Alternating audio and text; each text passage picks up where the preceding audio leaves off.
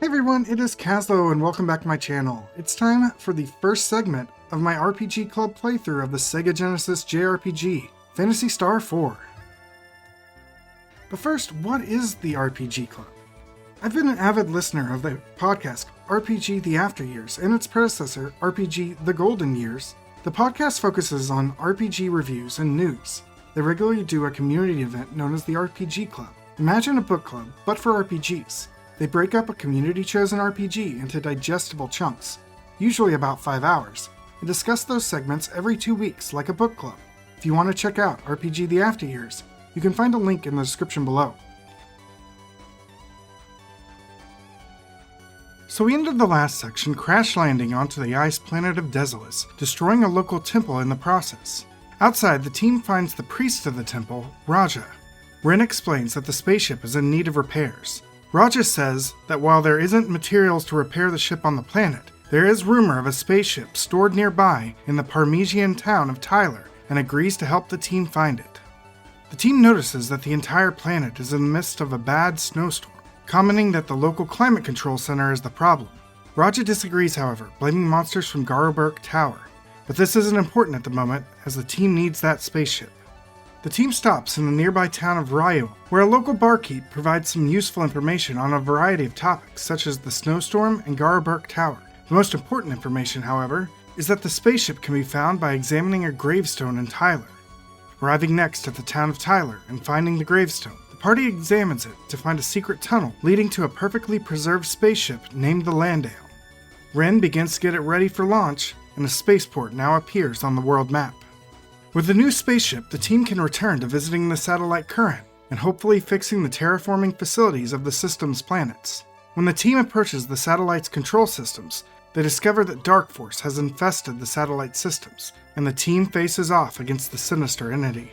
After defeating Dark Force, Ren returns the satellite to normal, and the team returns to Zelen to make some final adjustments to the planetary systems. It seems everything has been resolved, but the team discovers that Desolus is still being ravaged by blizzards.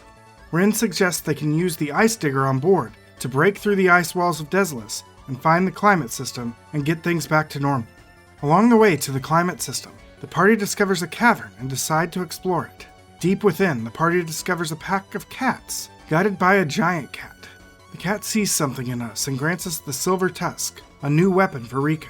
Upon arriving at the Climate Control Center, the party is attacked by another Gailaguia, which is quickly dispatched. Then, in the core of the Climate Control Center, the party discovers a witch named Dielm Lars, who claims to still be working for Dark Force. After defeating the witch, Ren discovers that there's nothing wrong with the climate systems. Raja points out that he's been saying since the start that it was Garberg Tower that's causing the issues. So the team heads for Garberg Tower, but come across 2 towns along the way. The town of Rachel appears to be full of nothing but zombies, so the team stops in the other town. Mies has turned its inn into a clinic to treat an unknown illness that results in the people turning into zombies.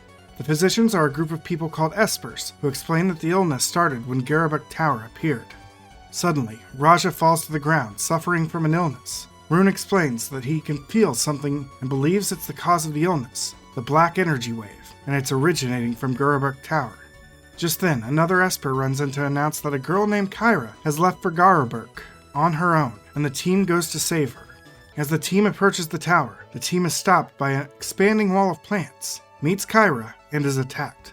The plant enemies continue to respawn, and the team retreats and regroups. Kyra recommends that the group return with her to Esper Mansion to meet with their leader, Lutz, a magician who has led them for 2,000 years, which confuses the team how someone could live that long. Arriving at the Esper Mansion, guards don't want to let the party in to see Lutz until Rune speaks up. The guards recognize Rune and let the team through. They descend into Lutz's room, where all they find is a small sphere on a table. Rune explains that Lutz is no more, which upsets Kyra. Apparently Lutz transferred his will and memory into a telepathy ball. If the right person comes along, they can take on this will and memories, which Rune reveals that he has done. It turns out that Rune is the 5th such Lutz. The party then learns that Dark Force is an entity that is reborn every 1,000 years, and that a courageous individual will come along and defeat it, leading to an endless cycle.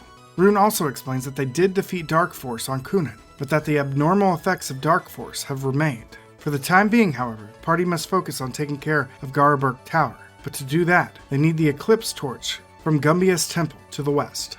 But before the team gets there, they decide to check out a nearby weapons plant to get some gear for Ren. When the party arrives at the temple, they ask the lead priest if they can borrow the torch, which he flat out refuses, even if it is the will of Lutz. Just then, 3 robed witches appear and steal the torch, explaining that they are taking it to Air Castle, and that Rune knows who they will have to face there.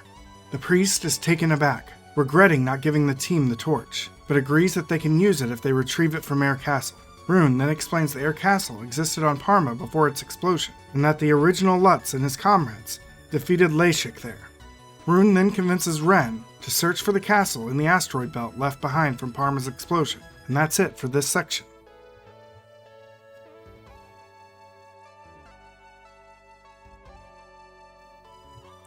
This section flew by, despite doing a ton of things. I was really surprised by how quickly we got the Landau, and then almost immediately defeated Dark Force, thinking, wait, isn't he the last boss of like every Phantasy Star game? I also enjoyed the mysterious valley and finding all the space kittens. It made me wonder if their leader was supposed to be Meow from the original Phantasy Star, but alas, we got no hint of that. Finally, it sucks that the reveal of Rune as Lutz loses a lot of its luster for a couple reasons. One is a translation problem. As in the original Phantasy Star, Lutz was translated as Noah, so unless you know that, it's hard to make the connection. Second, the fact that he and Kyra looked kind of similar made it hard to tell that it was Rune referring to himself in the cutscene where he revealed himself. I'm excited for the last leg of the game though. The reappearance of Lashik as a possible villain is fun as someone who had recently played Phantasy Star 1. But that's it for this section of the Phantasy Star 4 RPG Club. If you want to follow along with what happens next, be sure to hit that subscribe button to see when new videos are posted. Additionally, if you want to check me out elsewhere, I have links to my Twitch, Twitter, and Discord in the description below. See you all next time!